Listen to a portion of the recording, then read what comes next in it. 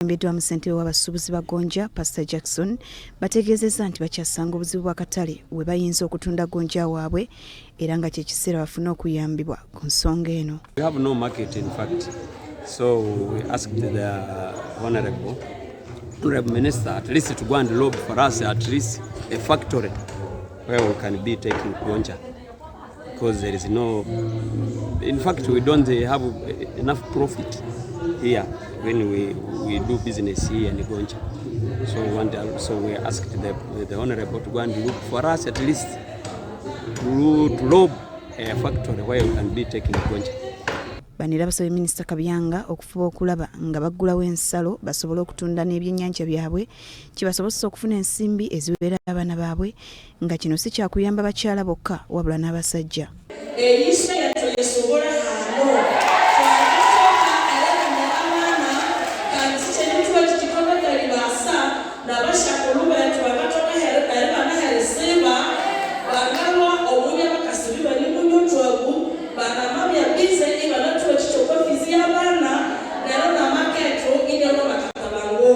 Ye Minisita omubeezi wa tekinologiya Godfrey Kabyanga asabye abasuubuzi ba Gonja okukomya omuze ogw'okutereka ensimbi ez'okulya obuli naddala mu nnaku enkulu wabula balowooze ne kuza okutandikawo bizinesi endala basobole okwongereza ku gonja gwe basuubula.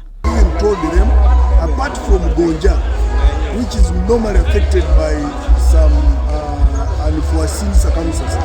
For instance, in Congo, when there is insecurity, then Gonja can't come. I've told them to diversify, to also go into other projects like poultry. And you know, it's an organized team and full of energy, full of positive energy. Farida Nakayisa, ne Robert Kule, BBS Telefina.